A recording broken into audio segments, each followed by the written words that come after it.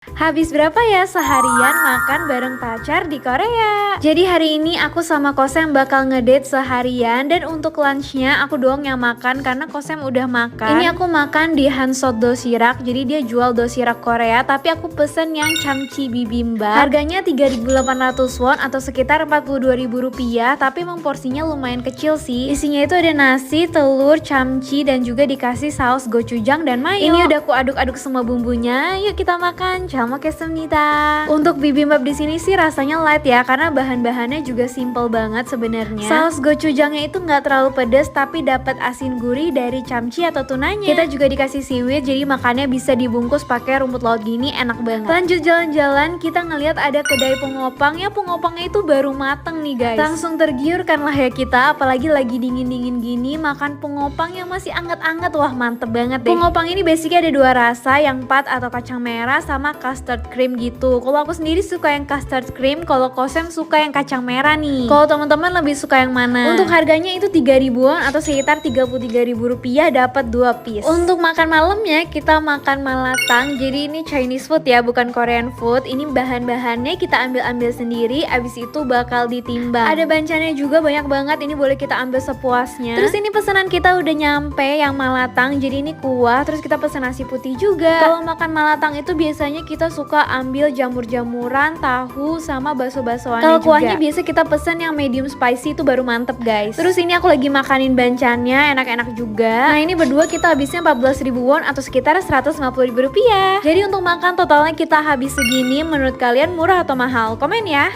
Makan apa aja ya seharian di Otaru, Hokkaido, Jepang? Aku nyampe di Otaru tuh udah siang, jadi langsung ke Sankaku Fish Market, jalan kaki 5 menit dari Otaru Station. Di sini kebanyakan jual kaisendon atau seafood rice bowl yang toppingnya itu bisa pilih sendiri. Tapi salahnya aku datang pas jam makan siang banget, jadi antriannya itu panjang semua dan aku sama teman aku tuh udah lapar banget. Jadinya kita masuk ke restoran yang antri juga tapi nggak terlalu panjang, dan aku pesen kaisendon yang toppingnya itu tuna dan uni. Porsinya lumayan kecil, tunanya sih oke, enak, bukan yang premium banget, tapi uninya sih menurut aku kurang fresh. Dari bentuk dan warnanya aja tuh kelihatan, tapi nggak amis dan rasanya lumayan manis juga. Mungkin emang bukan yang premium aja. Terus aku juga pesen oysternya, ini di steam dan aku peresin juga jeruk lemon. Pas aku gigit oysternya rasanya sedikit amis dan nggak terlalu fresh. Jadi saran aku kalau punya waktu lebih, mending pilih restoran yang lebih rame karena kemungkinan rasanya lebih enak. Lanjut kita mau hunting dessert. Kalau ke Otaru wajib ke Letau. Ini tuh dessert khas Otaru. Store-nya ada banyak, tapi ada beberapa store yang bisa dine in dan aku cobain cheesecake sama cream puffnya. Dua-duanya enak, tapi menurutku lebih spesial si cheesecake-nya karena nggak terlalu manis, kejunya berasa, jadi semuanya balance aja gitu. Kalian juga jangan lupa beli oleh-oleh di sini. Favorit aku yang fromage, ini biskuit isinya cream keju gitu, enak banget. Di store ini kita juga bisa cicip testernya dulu sebelum beli. Terus aku juga jajan ke Denuki Koji Eli-nya buat cobain ice cream melon di atas buah melon. Es krim melonnya manis, melonnya berasa, tapi emang yang agak artificial gitu, tapi buah melonnya sendiri itu nggak terlalu manis, jadi cukup balance. Tapi aku jadinya pengen coba lagi melon Hokkaido yang warnanya oranye banget kayak gini. Kalian jangan kaget ya, satu potong ini harganya 3.000 yen atau sekitar 320.000 rupiah. Dan pas aku coba, yes, melonnya itu beda banget sama yang aku makan sebelumnya. Ini lebih berair dan manis, tapi nggak semanis air gula gitu sih. Untuk cobain aja sih menurut aku oke, aku rekomen. Tapi kalau buat makan lagi, dompet aku menangis sih.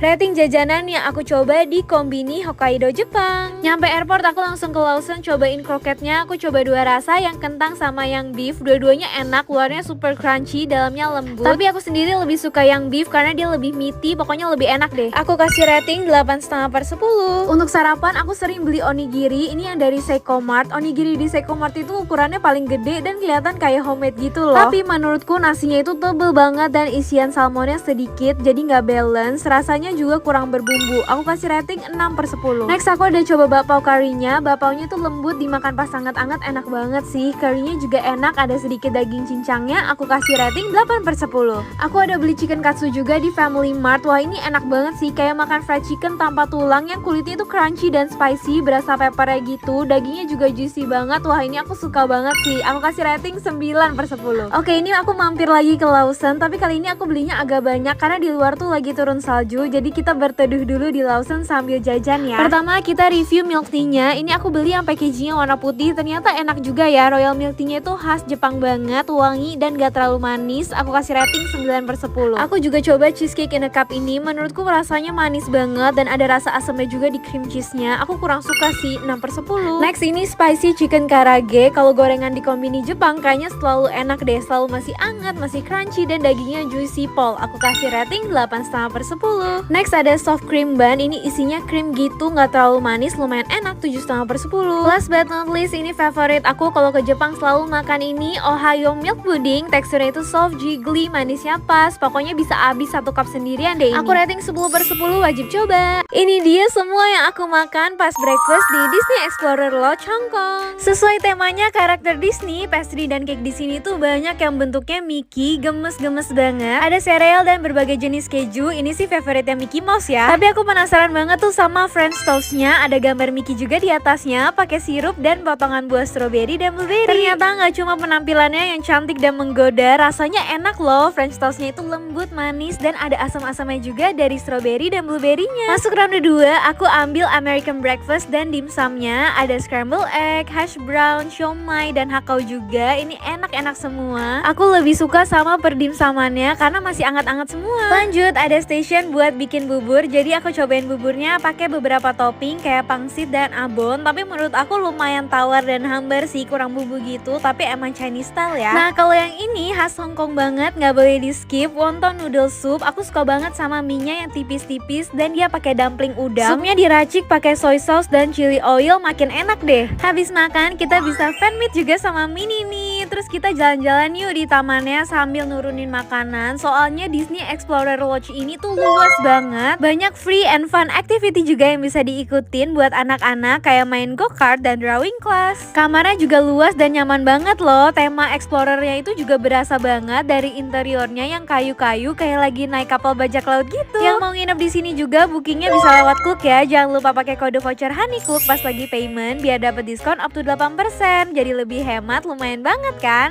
Ini dia itinerary aku selama 5 hari 4 malam di Hong Kong. Udah termaksud main di Ocean Park dan Disneyland Hong Kong. Hari pertama landing di Hong Kong International Airport, langsung dijemput dan menuju ke hotel. Aku nginepnya di Hopewell Hotel yang ada di Wan Chai ya. Hari pertama agendanya itu ke Tsim Sha Tsui buat naik Aqua Luna Cruise dan nonton Symphony of Lights. Jadi pilih jam pelayarannya itu yang malam ya. Hari kedua seharian main di Ocean Park Hong Kong, salah satu theme park terbesar di Asia yang gak cuma bisa main rides yang seru-seru, tapi ada zoo-nya juga, bisa lihat panda yang lucu-lucu. Tuh bisa lihat panda mukbang lagi asik makanin bambu. Hari ketiga explore city-nya, naik peak tram ke peak tower-nya buat lihat pemandangan kota Hong Kong yang super modern dan cantik ini. Wajib juga deh ke Tram View Cafe ini, salah satu spot cafe yang estetik soalnya sebelahnya itu persis langsung dilewatin sama tramnya. Sorenya ke Kennedy Town cari lapangan basket yang viral itu buat dapat view estetik kayak gini, terus ke Avenue of Stars dan enjoy sunset di sini. Hari keempat waktunya ke Disneyland Hong Kong. Biar puas mainnya datang pas jam buka jam 10.30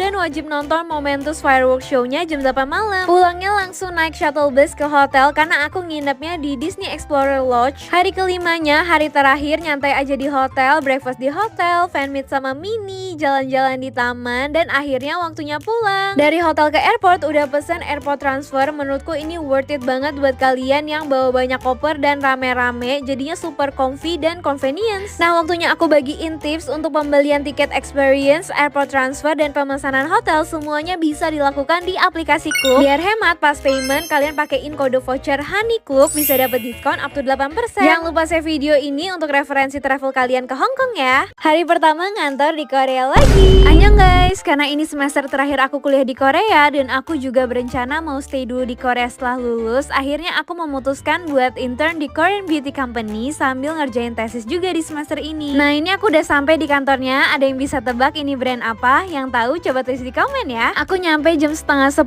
pagi. Pertama-tama aku di onboard dulu dan dikasih tunjuk meja kerja aku. Jujur lumayan kaget dapat satu set komputer lengkap dan tambahan monitor juga. Kantornya bagus dan Gen Z banget ya, super estetik, aku paling suka sama sharing space ini, bakal jadi spot favorit aku deh buat ngonten. Terus ini ada pantry juga, disediain free snacks dan minuman juga, boleh diambil bebas. Abis diajak keliling kantor, aku lunch sama tim aku. Ini kita makan malatang deket kantor. Balik ke kantor, aku siap-siap buat filming dan ngedit konten juga sampai sore. Dan jam 6.30 ini waktunya pulang. Jadi ini absennya pakai fingerprint gitu guys. FYI kantor aku tuh adanya di Gang 6 dan ini viewnya pas aku lagi pulang, cakep banget ya langitnya. Segitu dulu hari ini, annyeong. Yuk ikut aku bukber di restoran Indonesia yang ada di Korea. Annyeong guys, hari ini aku lagi ke Hongdae karena mau bukber di restoran Indonesia sama teman-teman Indonesia. Sekalian ya ngabuburit dulu, tadi aku nyalon dan lihat-lihat baju juga di shopping streetnya. Mendekati jam buka puasa, kita baru masuk ke restorannya dan mulai pesen-pesen biar pas jam buka puasa nanti makanannya udah siap. Jujur setiap makan ke restoran Indonesia tuh selalu bingung mau pesen apa karena sebenarnya pengen semua gitu. Oke, setelah memilih akhirnya pesanan kita keluar semua. Kita udah pesen banyak banget. Yuk langsung kita makan. Chamokesumnida. Ini tuh kita pesen banyak banget, dari nasi ayam geprek, nasi goreng, nasi padang, sama empek-empek juga. Kalau favorit aku tuh nasi ayam gepreknya karena sambelnya itu nampol banget. Emang ya makanan Indonesia tuh selalu ngangenin, apalagi di bulan Ramadan ini butuh banget makan yang bersantan, pedes-pedes biar ngobatin kangen sama rumah. Segitu dulu ya, kapan-kapan kita bukber bareng lagi.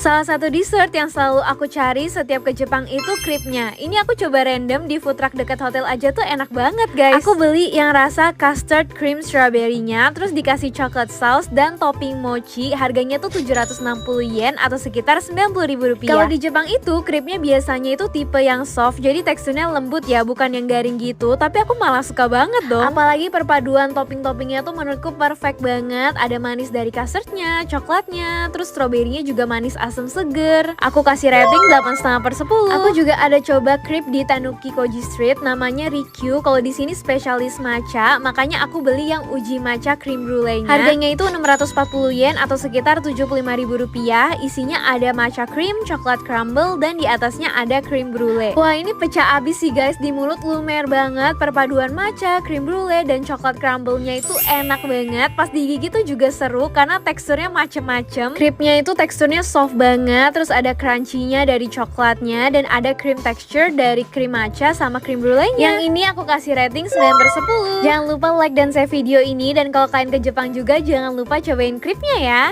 Kalau kalian kangen makanan Indonesia yang otentik di Korea, cobain deh main ke kota Ansan. Aku coba makan di Royal Jakarta Ansan. Pas keluar subway pasti kalian langsung lihat restorannya ada di lantai 2. Di kota Ansan ini emang kayak kampung Indonesia gitu di Korea. Soalnya banyak orang Indonesia yang tinggal dan kerja di sini. Jadinya pilihan menu makanan di sini tuh lebih bervariasi dan lengkap. Harganya juga lebih affordable. Kalian lihat aja ya, potongan ayam bakarnya itu gede banget. Terus ada tongseng, nasi goreng, gado-gado, rendang, bakso, sate marangi, soto. Pokoknya kalian bakal bingung deh mau pesen apa. Karena kayak aku nih, kalian pasti pengen cobain semuanya. Terus untuk nasi, sambal, dan lalapan di sini prasmanan ya. Jadi ambil sendiri sesuai kapasitas perut kalian. Aku ambil yang nasi liwet tuh enak banget, super wangi. Sama sambalnya aku suka yang sambal geprek. Tapi kalau kalian suka pete, ada sambal pete juga. Kali ini tuh aku makan sama ayam bakar, gado-gado, terus cobain soto sama sate maranginya tuh enak-enak semua guys. Tapi buat teman-teman yang gak sempat mampir ke Ansan, jangan khawatir ya, kalian bisa pesan online via WhatsApp di nomor ini, bisa diantar ke rumah kalian. Ada martabak juga loh. Terus kalau kalian ada acara bisa pesan tumpeng juga nih. Minumannya juga banyak pilihan. Aku pesan jus alpukat sama jus sirsak. Ini dua-duanya seger banget. Pokoknya teman-teman yang tinggal di Korea, kalian harus cobain ya makanan Indonesia di Royal Jakarta Ansan.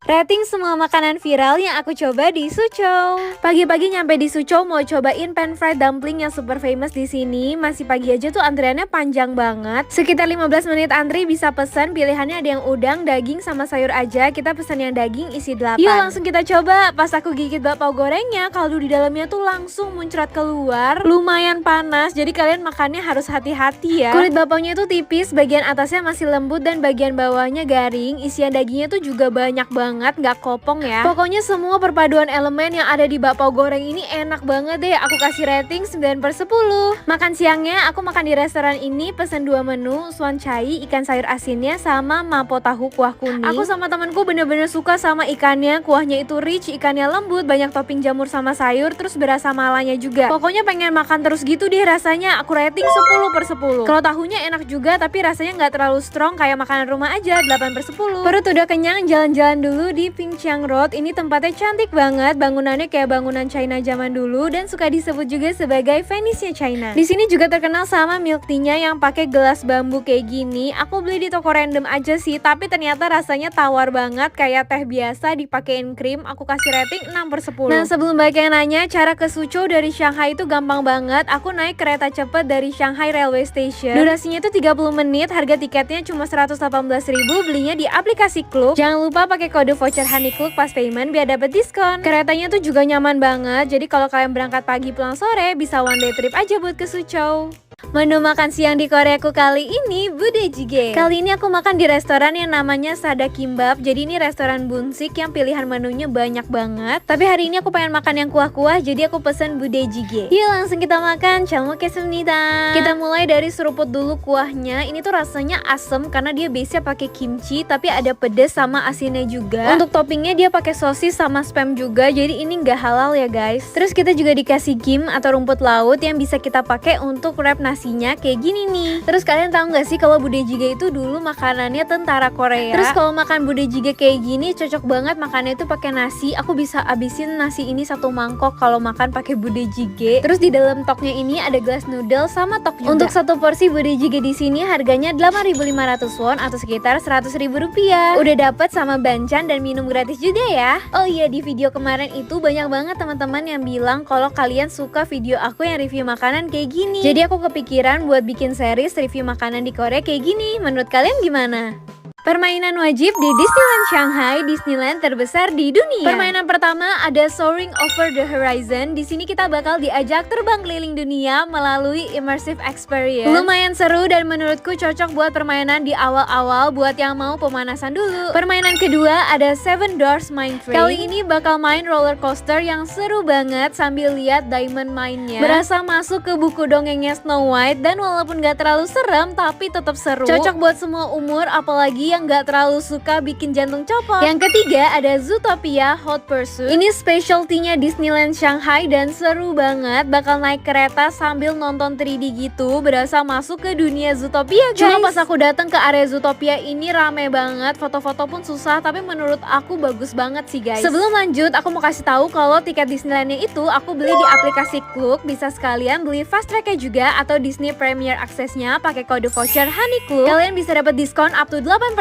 jadi nggak perlu capek antri deh. Terakhir kalian nggak boleh skip yaitu Tron Light Cycle Power Run. Ini paling gila sih, this is my favorite. Naik roller coaster tapi posisinya tuh kayak lagi naik motor dan cepet banget. Aku saranin naiknya pas malam udah gelap jadi suasananya makin seru. Untuk closingnya bukan rides tapi sudah pasti kita harus nonton Illuminate Fireworks-nya jam 9.15 malam. Honestly fireworks-nya itu lebih bagus yang di Hong Kong menurutku. Kalau di Shanghai itu lebih banyak light show-nya tapi tetap magical as always and super worth it to watch. Coba deh mention atau share video ini ke orang yang mau kalian ajak ke Disneyland Shanghai.